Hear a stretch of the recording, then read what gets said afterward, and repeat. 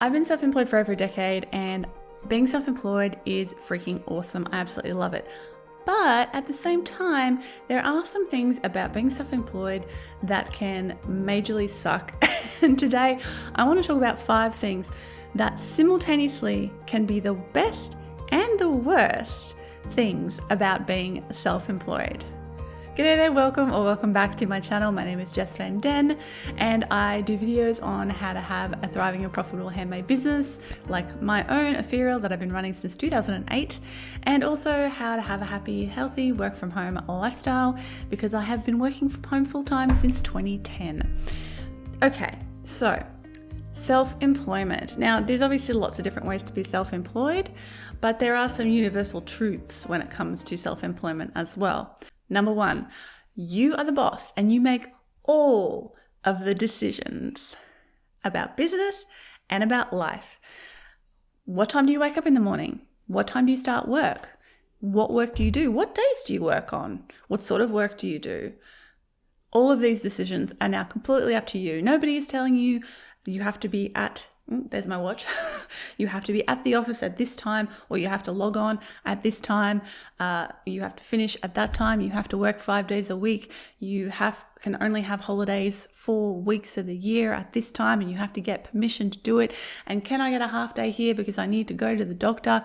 None of that. It's all up to you. You are completely in charge of your life, of the hours that you work. And not only that, you're also completely in charge of the success or failure of your business, because all of the decisions are up to you. All of the work is up to you. All of the choices are up to you. Now, if you're the sort of person who is very intrinsically self-motivated, who loves being in charge of things, who loves having the freedom to make all these decisions, then self-employment is going to be the best thing that's ever happened to you. Yes, I am this person.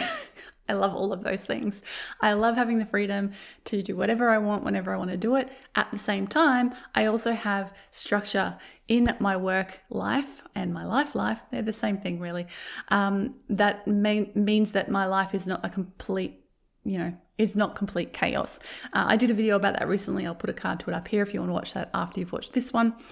So if you are the sort of person who hates this idea, if this fills you with fear and trepidation and stress and anxiety that everything is your responsibility, like for me, I'm the breadwinner of my family. It's my responsibility to make sure we can pay the bills on time. I can't just skive off and not do some work because I don't feel like it, and that's like having a job as well. So if you aren't the sort of person who relishes freedom and relishes the idea of being in control and loves that idea, then maybe self-employment is not the best choice for you. Number 2, you probably work alone. Most people who are self-employed, especially those of us who have online businesses, you're probably working at home by yourself most of the time, if not all of the time. Now, if you're an introvert like me, this is the bomb. It is the best thing ever. Like my husband, Nick, works with me in the business as well. So he's here almost all the time, but we have our own offices. So we have separate offices. We come together for lunch and dinner every day. We have a separate workshop downstairs as well for jewellery making. So we touch base throughout the day and chat to each other, but we also have a lot of alone time to get our work done. And in the evenings, we have a lot of alone time for our separate sort of hobbies. Like we're both gamers to a certain extent, although him much more than me. I love to read as well, so I'll often spend a few hours in the evening reading. We'll sometimes watch of an evening when we're having dinner, we'll watch some sort of TV show together. We're usually working through a series, but the rest of the time we're pretty much left to our own devices. So if you are that sort of person who is happy to be alone, is happy to work alone, is happy to not have a lot of social interaction, then being self-employed and working from home is going to be fantastic. But if you're an extrovert, if you're someone who gets energy from being around people and gets ideas and inspiration from being around other people, then you may find being self-employed quite difficult. You might have to look at other ways to do this, like especially during COVID times, having like some sort of online community that you can spend time with. In non-COVID times, going and working in a co-working space sometimes, or even just going out and working in a cafe where there's other people and energy around you. Whatever that is, you can find a solution for it, but you are going to find it intrinsically more challenging to be self-employed if you do enjoy working with and bouncing ideas off other people and getting energy from being in a space with other people. Number 3, you are responsible for your retirement and whether you even have one. Now, I don't actually ever really plan on retiring, simply because honestly, my everyday life is like being semi-retired anyway. I have a lot of spare time. I have all the spare time I could possibly want. I take holidays when I want to.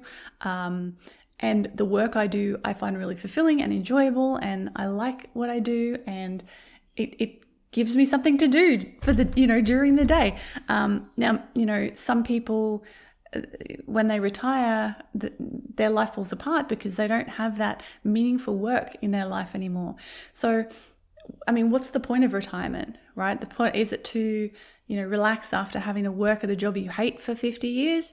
That doesn't sound like the sort of life I want, and I've deliberately designed my life so that's not the sort of life I want.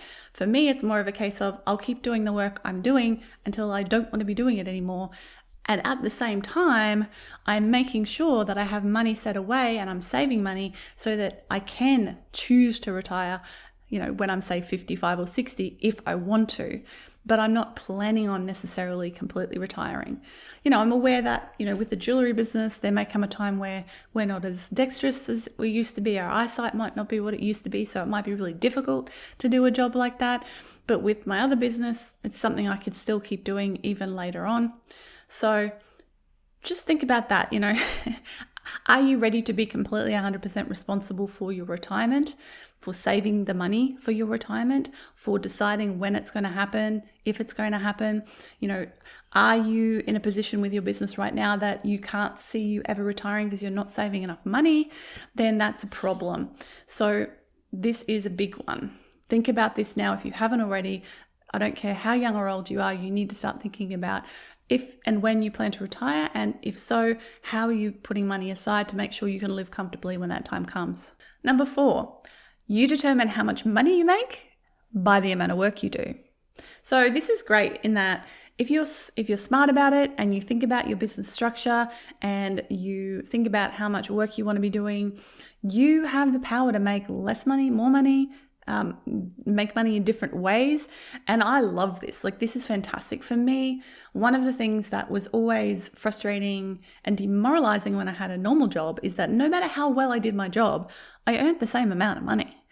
And a person like me, I am intrinsically motivated, but I'm also a bit lazy. So I would do what I had to do a good job, but I wasn't going to be going above and beyond. I'm not the sort of person who's going to be devoting myself slavishly to my boss or my corporation or somebody else's business and make money for them when I could just be doing what I need to do to make sure I'm doing my job well.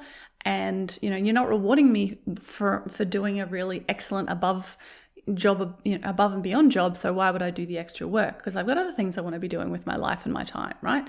But when you're self-employed, it's up to you. How much money you make is up to you. And it's up to you to figure out how to do it. It's up to you to figure out ways to bring more money in. And it's up to you as to how much work you want to put in to bring in more money in. Now, I'm in the point in my business that I could work more to make more money if I chose to. But we are making a comfortable amount of money that is enough to support the two of us and all of our expenses and put money away for holidays and retirement and all those sorts of things. And so why would I work more? I'm not motivated by having more money. I'm motivated by having a comfortable lifestyle or having the lifestyle that I want. So when I reached the point where I was making enough money to have the lifestyle that I wanted, I was like, cool, I can relax a bit now. I can take my foot off the accelerator a bit and just keep things cruising. I can put cruise control on basically and just cruise and enjoy the ride, right? So that's great, and that works really well for me. You may be the sort of person who really wants to make millions, and if that's the case, then having a business is the way you're going to be able to do that. You're not going to, generally speaking, be able to do that with a normal job unless you have worked your way up to the upper echelons of the field. So that being said, the first few years of business are hard yakka. You are going to be putting in a lot of hours and a lot of work to get this thing off the ground and to become successful. The whole putting a cruise control thing on doesn't happen for a very long time. So you have to be willing to put the work in the beginning. So you have to, again, coming back to happy to be your own boss, being self-motivated, you have to be willing to put the work in to get to that point of freedom and luxury and relaxation that will hopefully come further down the line. And you might be the sort of person who doesn't ever want that. You might love working hard. You may love working long hours because you love what you do. And if so, great, you can do that too, and you'll end up making more money. Number 5, no 2 days are ever the same. You've always got different things going on. You've always got different jobs to be doing. You've always got new opportunities arising. You've always got new fires to put out. So, it's the sort of thing where, yes, there will be systems and routines, and there will be repetitive tasks, and there will be things that pop up over and over again. I certainly have, routines and systems in my life and in my business. But that being said, even so, no 2 days are ever the same. Now, if you're the sort of person who is really, really structured and really likes things to be very organized, you're going to find being self-employed difficult, because as you can do all of the organization and structuring in the world, and still stuff will arise that will throw you completely off your schedule, and you have to be willing to roll with that. If you're not willing to roll with that, you're going to find it very stressful to be self-employed. So the way I do it is I have routines and systems, but I don't have really rigid structures and timelines and stuff in my business, because I've learned over time it's better to be a bit more flexible and fluid, leave a bit of white space in the calendar for the things that arise, so that I'd still get to the end of the week feeling like I've achieved everything I want to achieve, and I've also had the time and energy to address any issues and problems or opportunities that have arisen out of the blue. That being said, we go back to number 1, you're the boss. You decide how structured or how unstructured your work days are, and how much of other people's stuff you take on, and perhaps how much you don't. It may have an impact on your business, yes, but it's up to you to decide what impact that is. So no 2 days ever being the same might be a wonderful thing, or it might be the stuff of your nightmares. And that's it for today. 5 things that are simultaneously amazing and possibly terrible about being self-employed. I would love to hear your examples in the comments below. If you have other things that you think might be amazing for you but horrible for someone else, or vice versa, let me know in the comments. I could probably do a longer video with more of these, but I think this is enough for today. If you enjoyed it, please give me a thumbs up and make sure to subscribe so you don't miss any of my future videos. Thank you so much for watching. I'll be back again next week with another video as always, and bye for now.